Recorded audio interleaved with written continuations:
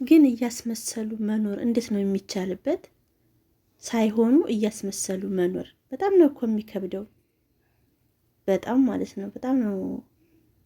እኔ እያስመሰሉ አንድ ሰው ጋር አንድ ቀን ሁለት ቀን እኮ ያስመስላል የሰው ልጅ። ግን ሁልጊዜ እያስመሰሉ መኖር በጣም ነው የሚከብደው። አሰላሙ አለይኩም ረህመቱላሂ ወበረካቱ። ውድን ተከበራችሁ የሙ አቡበከር ቻናል ተከታታዮች ውድ እህት ወንድሞቼ እንዴት ናችሁ? ሰላም ናችሁ ወይ? ከኔ ጋር አልሐምዱሊላህ። ሁላችሁም በያላችሁበት አላህ ይጠብቃችሁ።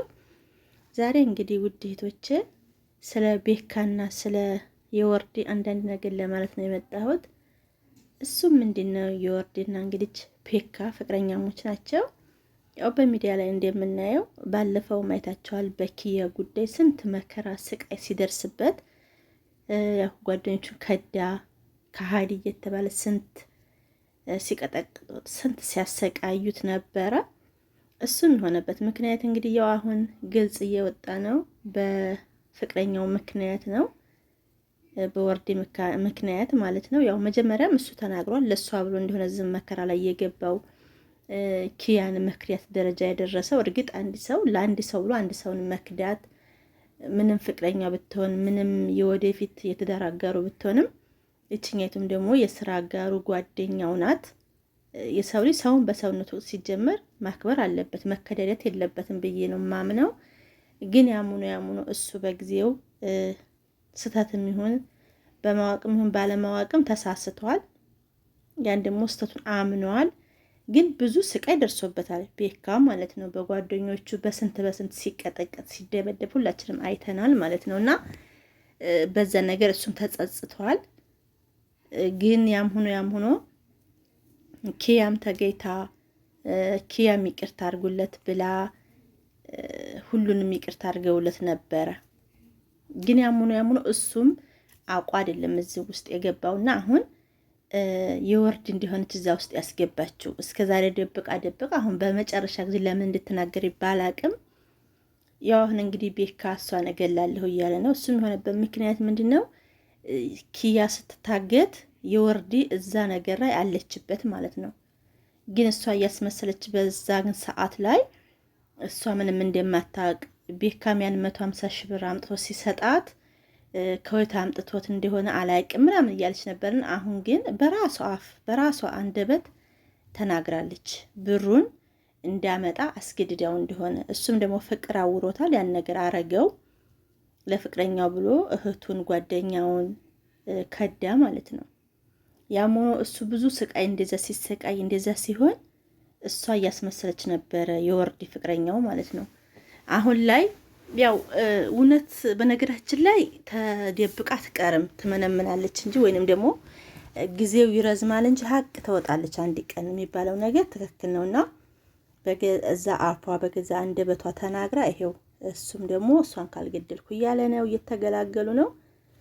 ግን የወርዲ እንዴት ቻለችበት ማስመሰሉን? ምክንያቱም እንደዛ ኩሽሽ ብላ የኩላሊት ታማሚ መስላ ምናምን እንደዛ ያን ሁሉ ሲደረግ እሱ እንደዛ ሲቀጠቀጥ እንደዛ ሲደበደብ ስንት ስቃይ ሲደርስበት ያ ሁላ ሲሆን እሷ ምንም እንደማታውቅ ነበረ የሆነችው የወርዲ ማለት ነው። አሁን ላይ ደግሞ ያው ፈጣሪ አንዳንድ ጊዜ ለንጹሃን አይደለ እንቅልፍ አሳጣት መሰለኝ በገዛ አፏ። ምነው ወይ እንደደበቀች በቀረች ለፈጣሪዋ ተጸጽታ ወደ ፈጣሪዋ ተመልሳ እንደደበቀች ብትቀር ይሻል ነበርና ያው ለቤካ ምንም ቢሆን እንግዲህ እሰይ ብሎ ይቀበለኛል ብላ ይሆን? ምክንያቱም ባላቅም ባለፈው የቀለበት ሊያረግላት ጠይቋት ነበርና ቀለበቱን አልቀበልም ብላ ነበር። አልቀበልም ያለችበት ምክንያት ደግሞ ያው ቪዲዮውን ገብታችሁ ማየት ትችላላችሁ። ልሞት 6 ወር ነው የቀረኝና በዚህ 6 ወር ውስጥ ተስፋ አልሰጥህም፣ የሙት ባል እንድትባል አልፈልግም እያለች ነበረ። ቪዲዮውን አይታችሁት ከሆነ እርግጥ ያ ነገር የሆነው እንደዛ አስባ አይመስለኝም። እና እሷ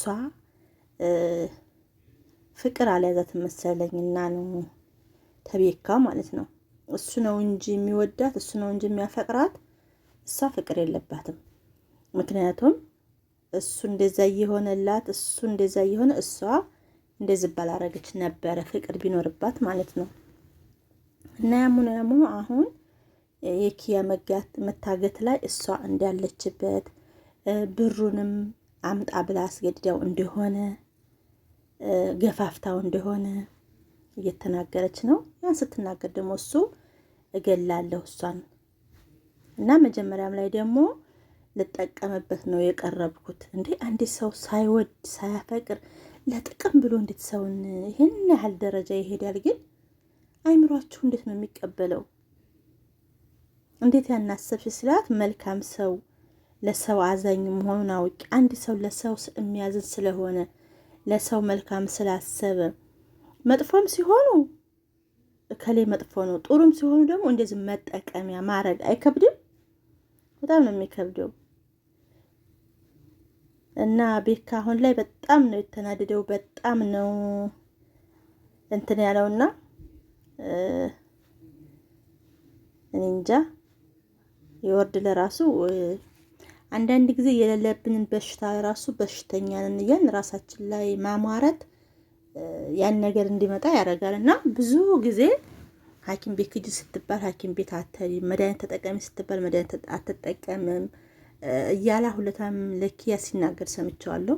ያ ሁሉ ነገራቸው በቪዲዮ ስለሆነ ሁሉ ነገራቸው ሚዲያ ላይ ስለሆነ ያለው በነገራችን ላይ ዩቲዩበር ተባለ ህይወቱ ሚዲያ ላይ ነውና ሁሉም ነገር እንሰማል እናያለን። እና ኪያ ግን ብልጥ ናት። ምክንያቱም ምን ብለዋል ባለፈው እኔ እውነት አይመስለኝም፣ እውነት አሟት ከሆነ ሐኪም ቤት ስለምን ነው እምቢ የምትለው? እውነት አሟት ከሆነ ወደ ጸበልም ወደ እምነት ቦታ ምን ስትላት እምቢ የምትለው ለምንድን ነው? ይሄ ነገር የሚያጠራጥር ነገር አለ ብላለች ኪያ ማለት ነው። እና ኪያ እንደዛ ስላለች ጠርጥር ይሰማብኛል ወይም ደግሞ ተጠራጥራ ይመስለኛል አሁን የወርዲ ለመናገር የወሰነችው ማለት ነው።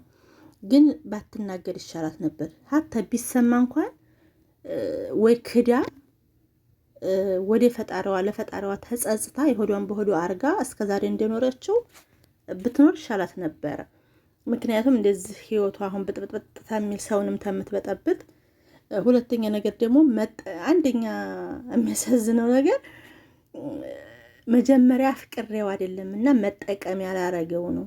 ይሄ ምስኪን ደሃ ምኑን ነው የምትጠቀሚበት?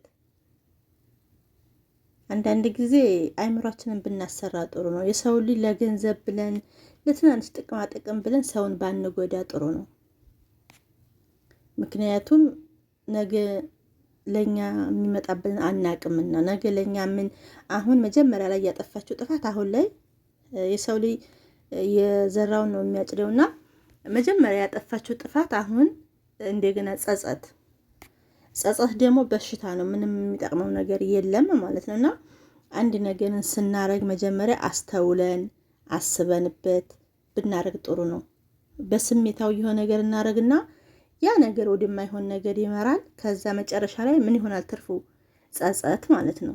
ጸጸት ደግሞ ሲበዛ ምን ይሆናል? በሽታ። ለዛ ነው የወርድ አሁን እንደዚህ ኩርትም ብላ ያለችው ማለት ነው። ምክንያቱም መጀመሪያ ስላጠፋችው በሽተኛ ነው ብላ ነው የቀረበችው። አሁን ምን ብላ ጤነኛ ነው ትበል? እንደዛ ሆኖ ነው እንጂ አማት አይመስለኝም። ቢያማት ይችል ጤነኛ ካልሆነ እውነትም እንዳለችው ኩላሊቷ በሽተኛ ከሆነች እውነት አሞሽ ከሆነ ፈጣሪ አፍያሽን ይመልስልሽ። ግን ደግሞ ታያምሽ መጀመሪያ ላይ አሞኛል ብለሽ የኩላሊት በሽተኛ ብለሽ ስለቀረብሽው አሁን ሐኪም ቤትም ሂጅ ስትባይ መሄድ ያልፈለግሽም ለምን ሀቅ ይወጣላ። ወደ እምነት ቦታ ሂጅ ስትባይ መሄድ ያልፈለግሽም ለምን ሀቅ ይወጣላ። አያችሁ ምስቅልቅል ያለ ህይወት ሲሆንባት ሲኦል ሆነባት ማለት ነው። እሱ ግን በንጹህ ልቦናው ጓደኞቹን ሁሉን ነገር ከድቶ ለሷ እያለ ነበረ ከሁሉም ሰው አረቃው ማለት ነው። ምክንያቱም እርግጥ አሁን በኪያ ምክንያት ኪያ በሱ ምክንያት ከብዙ ነገር ተርፍ ያለሁኝ። እርግጥ ኪያን አሳልፎን ቢሰጣትም ቤካ መጨረሻ ላይ ጥሩ ነገር አድርጓል። ለምን ሊደፍሯት ሲሉ እንዲያትደፈር ብዙ ነገር ተከላክሎልኛል። እሱ ባልነበረ አሁን ላይ ቁሜ ለመሄድ የሚያስችል ነገር የለኝም ነበር ብላ ተናግራለች ኪያ ማለት ነው። በዛ ነው ሁሉም ይቅርታ ያሉት እንጂ መቼም ሁላችሁም አይታችኋል ቪዲዮውን ብዬ አስባለሁኝ። ብዙ መከራ ስቃይ ያሳልፏል። ያም የሆነበት በገዛ ፍቅረኛው ምክንያት ማለት ነው።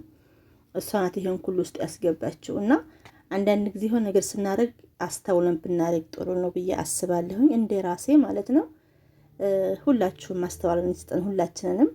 በሌላ ቪዲዮ እስከምንገናኝ አሰላሙ አሌይኩም ወራህመቱላሂ ወበረካቱሁ። መልካም ቆይታ ብያለሁ። ከወደዳችሁት ላይክ፣ ሼር፣ ኮሜንት ማድረጋችሁን አትርሱ። ላለሁ ውድ እህቶቼ